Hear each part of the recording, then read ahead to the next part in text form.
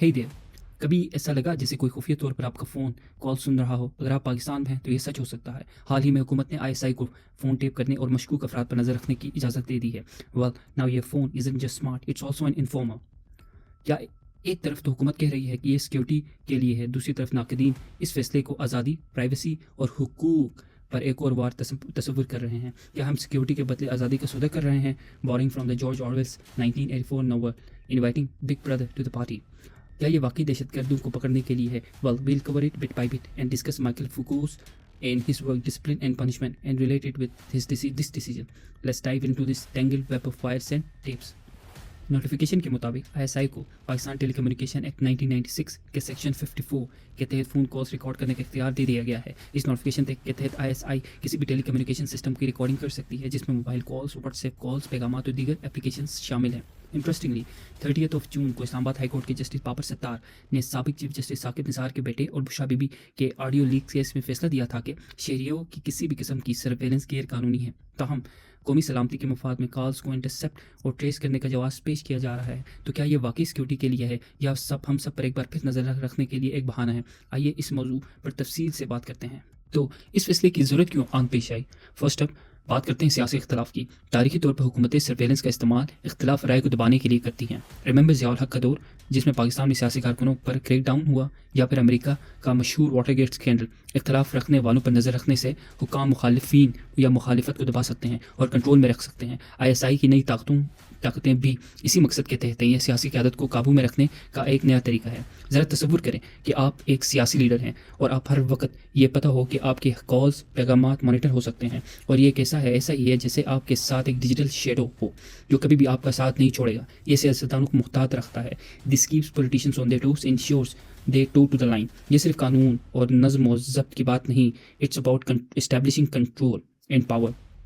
अब बात करते हैं आम आवाम की। निगरानी लोगों में खौफ पैदा करती है। ये वही पुराना the big brother is watching you वाला मंजरनामा है। जब शहरियों को मालूम हो कि इन्हें देखा जा रहा है तो वो एक ऐसे कामों में कम मुलविस होते हैं जो बगावत या गैर मुताबिकत वाले समझे जा सकते हैं। ऐसा माहौल बनाने से लोग खुद ब खुद नज़्म व ज़ब्त में आ जाते हैं। लेकिन ठहरिए, बात अभी ख़त्म नहीं हुई। एस्टैब्लिशिंग पावर सिमेट्री इसका बहुत बड़ा हिस्सा है।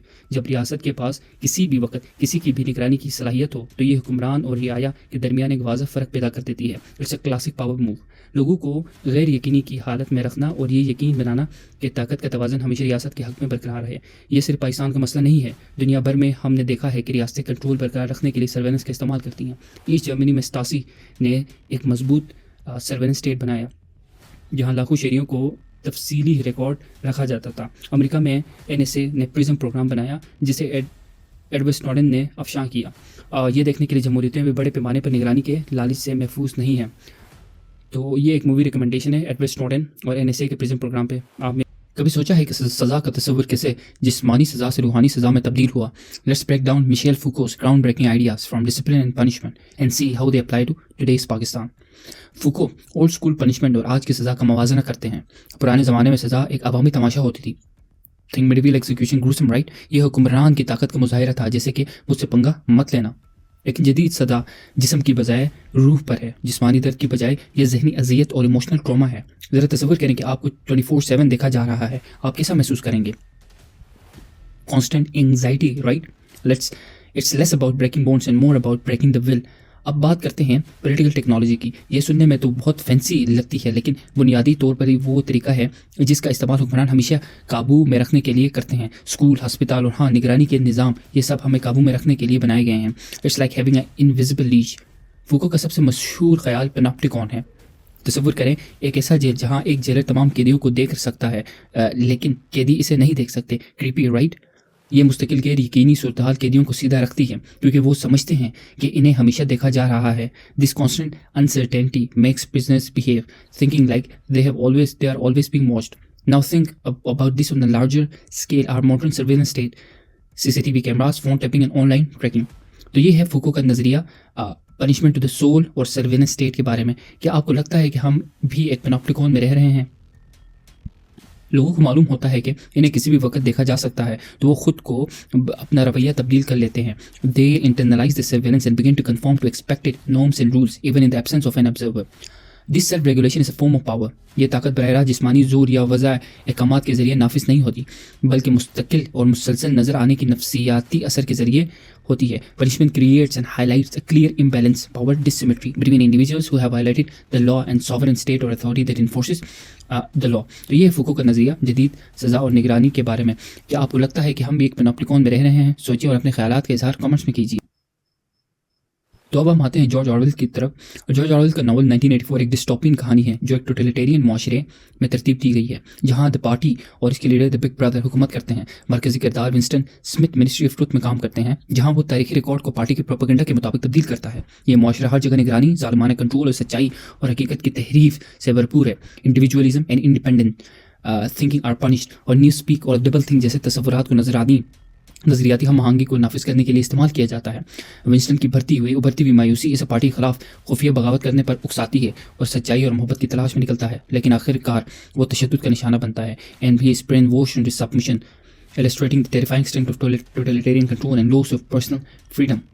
So what is double think? Double think एक ख़ास सोचने का तरीका है जो जॉर्ज ऑरवेल के नावल 1984 में बयान किया गया। ये तस्वुर पार्टी ने बनाया है ताकि लोग दो मुतज़ाद ख्यालों को बैक वक्त कबूल करने की सलाहियत दी जा सके बगैर किसी तज़ाद को महसूस किए। ये एक ऐसा जहनी तज़ाद है जो लोगों को सच और झूठ को एक साथ मानने की इजाज़त दे।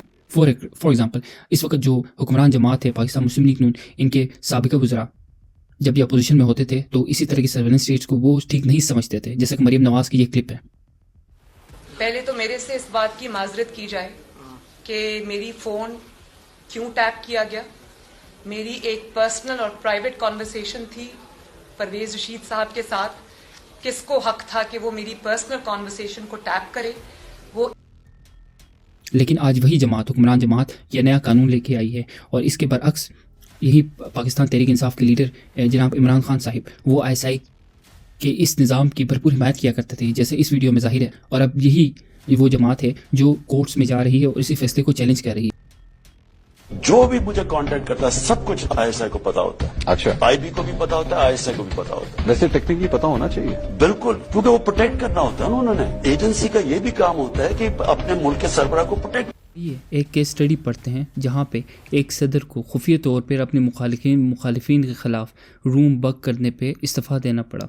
वाटरगेट स्कैंडल की कहानी इस वक्त शुरू हुई जब सदर रिचर्ड निक्सन की टीम ने 17 जून 1972 को वाशिंगटन DC के वाटरगेट कॉम्प्लेक्स में डेमोक्रेटिक नेशनल कमेटी हेडक्वार्टर्स को सीक्रेटली बग किया। इनका मकसद सियासी मुखालिफिन के बारे में मालूमात हासिल करना थी। जैसे जैसे स्कैंडल की तफसीलात सामने आई, अवाम में शदीद गुस्सा फैल गया। पूरे मुल्क में एहतजाज शुरू हो गए। Citizens demanded accountability and transparency from the government. Scandal के नतीजे में रिचर्ड निक्सन को obstruction of justice, abuse of power and contempt of Congress के इल्ज़ामात का सामना करना पड़ा। Nixon resigned on August 8, 1972 because of this pressures. Nixon ने वो इस्तीफ़ा देने वाले पहले सदर बन गए।